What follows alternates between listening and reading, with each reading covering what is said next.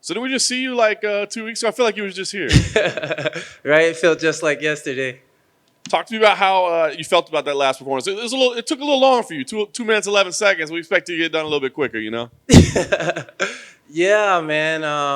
All respect to Ferris. I can see he definitely did his film study. He was definitely ready for the left hand. He's timed the leg kick so beautifully, man. So he's a beautiful striker.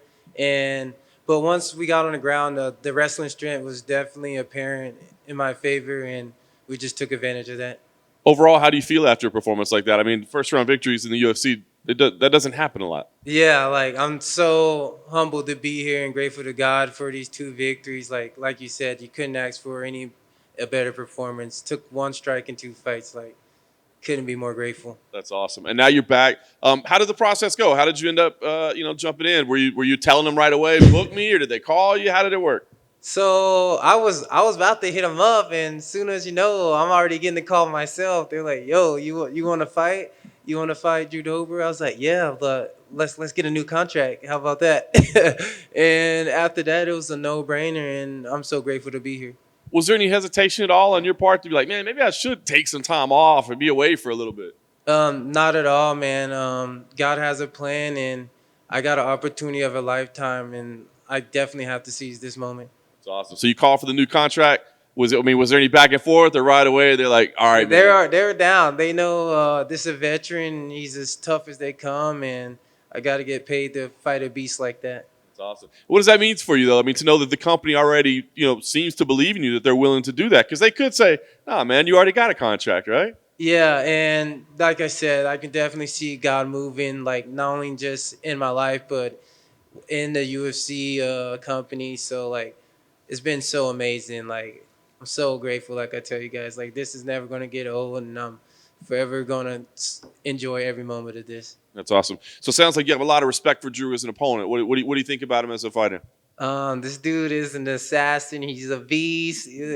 Greek god, yoked, pretty boy, Jersey Shore, and I'm excited to mix it up with him. I think we're both explosive, powerful people, and it got fight of night written all over it. Yeah, I agree. That's why I wonder. I mean, do you think this can be another explosive type fight, or do you think, I got to get ready to? I can't expect that I can get out of there in 2 minutes or 7 seconds. Yeah, I know he is durable, and we train 10 rounds every Friday at Warrior Camp. So we're ready for wherever the fight goes. But just know we're looking for that finish at all times. When you step in there, do you look at this as kind of like a no lose situation? Like, even if I take a loss, like I stepped in on 2 weeks, I got an extra paycheck, a new contract. Do you think of it that way, or is it like I have to win every time I'm in there? I have to win every time because this is a moment of lifetime. And I told you guys what goals I have, and God's give me a chance to do it even quicker.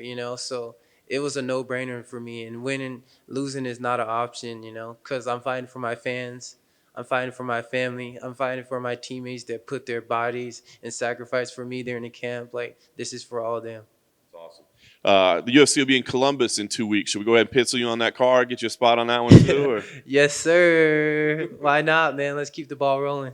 I like it, man. Well, obviously you want to get through Saturday night first. I mean, what matters to you? I mean, is it just picking up a win, or do you feel like when you go out there, you need to keep this spectacular streak going where you keep getting these quick finishes? I'm looking to make a statement, and I want everyone to know that the time will come, man, and this is something that God has written all over. It's nothing short of a miracle, and I just want people to see that, and that's why I definitely got to make a statement. Terrance, talk to us about your new YouTube channel. I'm excited about this, and I'm starting a podcast, Reckless. So what we're gonna do is get fighters and stars to come on, tell us about a time they were reckless and they were able to bounce back and change their life around. Awesome, awesome. So what changed from you being I guess what changed with you letting your hands go? Because you've always been a good wrestler, but then you started knocking people out. What was the change that you wanted to start? I guess knocking people out instead of submitting people. Because like I said, my goal is being in UFC, and I know what the fans like, and I know what the UFC likes. They like violence, so I was like, All right, man. I got a good record. Now it's time to start showing people that I got hands, and I got with Pablo, man, and we hit miss all the time, and I just fell in love with the hands. You can't just be falling in love with what you're good at. You got to do what you don't like to do the least, and that's what's gonna make you great. How important is that Warrior Camp up in Washington, man? There's a bunch of killers coming out of that camp. Man, it's just been so amazing being there. Like every day, like is humbling because like my coach never puts me above my teammates. He treats us all equal. That's why I love Pablo so much, man. Such a good guy, and I'm forever Warrior Camp. Awesome. Thank you. No problem. Excuse me, if you don't mind, I don't have a microphone. How's the fight go? Are you gonna wrestle this guy? He wants to put on the show too. Are you gonna stand with a guy whose best chance is to stand with you? Yes, sir. We're standing and banging. Like I said, the only person I fear is God, and we're gonna go out there and we're gonna fireworks and car crashes. Be ready. No problem.